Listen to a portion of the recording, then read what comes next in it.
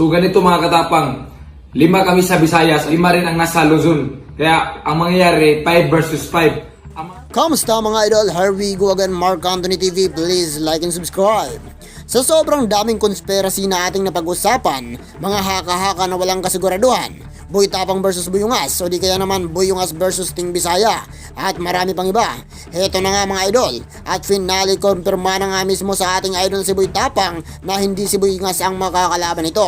Ipinaliwanag nga ng ating idol si Boy Tapang na ang magkakaharap sa darating na The Battle of YouTuber ay walang iba, kundi Visayas versus Luzon. Sino-sino kaya ang mga ito? Well, yan ang ating pag-uusapan ngayon.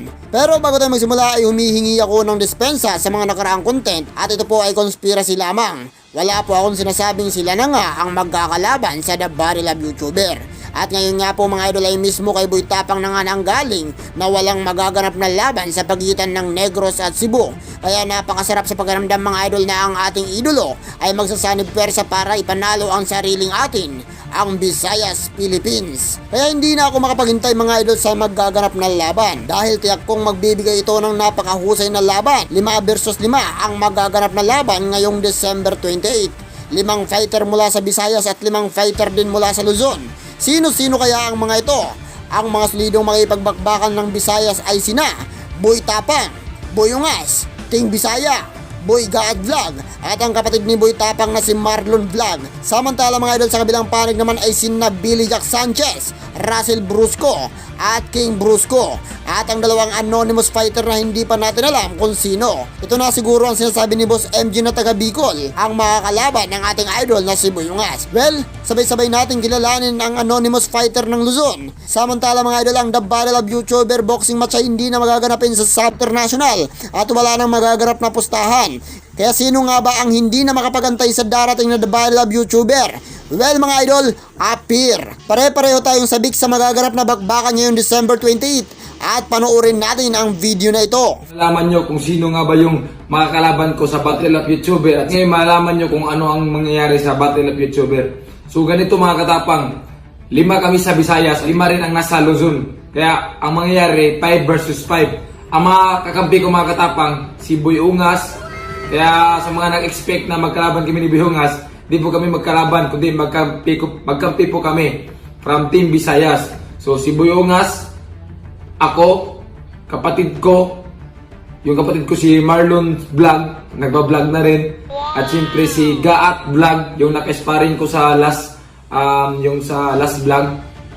At pang-5 si Coach Team Bisaya. So ngayon, sila yung kakampi ko mga katapang sa Battle of YouTuber. 5 versus 5, ito magandang laban to kasi sa isang gabi, 5 ang mag-aaway.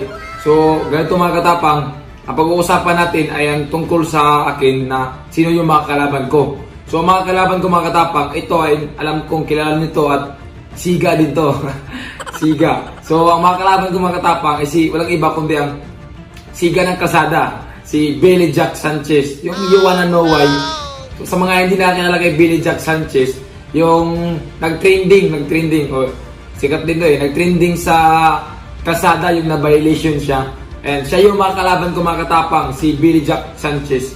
And siguro mga katapang ay kung pagbabasya natin yung mga experience niya, si Billy Jack ay isa pong dating MMA fighter, di rin siya payatot, kundi yung height niya, kasing height lang kami. Tapos malaki yung katawan ni Billy Jack Sanchez, medyo lamang siya sa atin based sa mga experience niya. Ang mga kalaban ko sana mga katapang ay si Boboy Villar. Yun nga lang, umatras si Bobby Villar dahil daw malaki ako at saka matangkad sa kanya. Kaya si Billy Jack yung tinapat ni Kuya MG sa akin. Siyempre, sino ba naman ako na atras? Siyempre, lalaban din ako kasi may kunting natutunan din naman ako. Kaya para sa akin ay magandang match din to na si Billy Jack yung mga kalaban ko.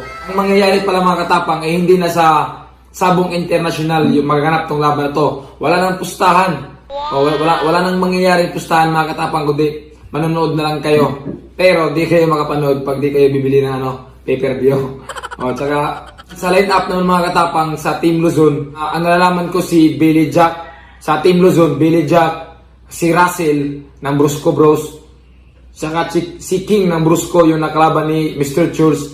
At yung makalaban ni Buyungas, di ko pa alam kung anong pangalan. Yung mga kalaban ni Buyungas, tsaka yung kapatid sa mga kalaban ni Buyungas. Yan, so di ko pala mga katapang kung sino makalaban ng mga kakampi ko. Kaya abangan nyo na lang update ng Battle of YouTuber.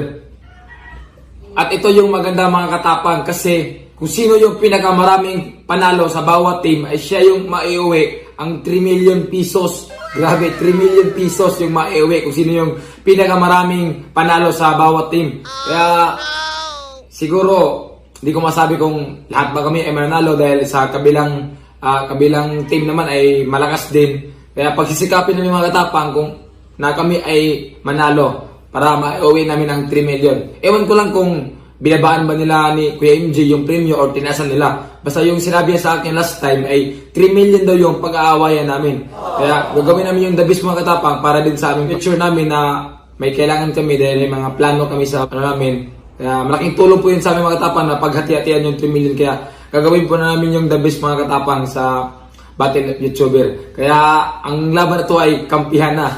Saan kayo kakampi? Team Visayas o Team Luzon? So mga katapang, lilipad na nga pala kami sa Manila ngayong pagkatapos ng Pasko, December 26. Kaya next week na po. Ayan, see you dyan sa mga taga Manila, sa mga sumusuporta sa amin dyan.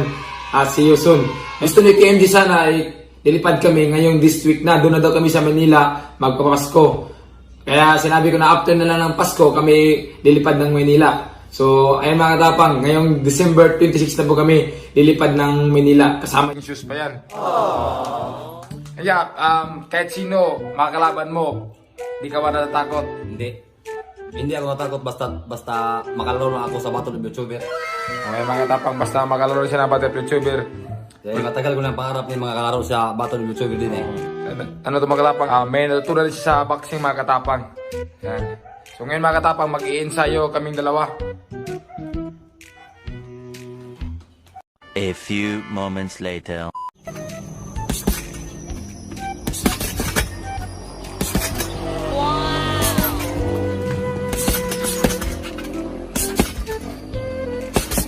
Grabe, lakas. Kita nyo yung pansimbag mga katapang, oh. Oh. Mapupuruan talaga yung matamaan ito. Sana panood nyo mga idol, anong masasabi nyo? Posible kayang maipanalo ng bisang bakbakan na ito? At muling mananaig nga ba ang Kabisayaan sa darating na patimpalak sa paikipagsuntukan? Mag-comment lang. At hanggang dito lang tayo mga idol, at kung nagustuhan mo ang video na ito ay inaanyayahan kitang i-subscribe ang ating channel. Ako ay nag-upload ng 1 hanggang 2 video araw-araw. At ang susunod na video na i-upload natin ay ang inaantay nyo. Maraming salamat.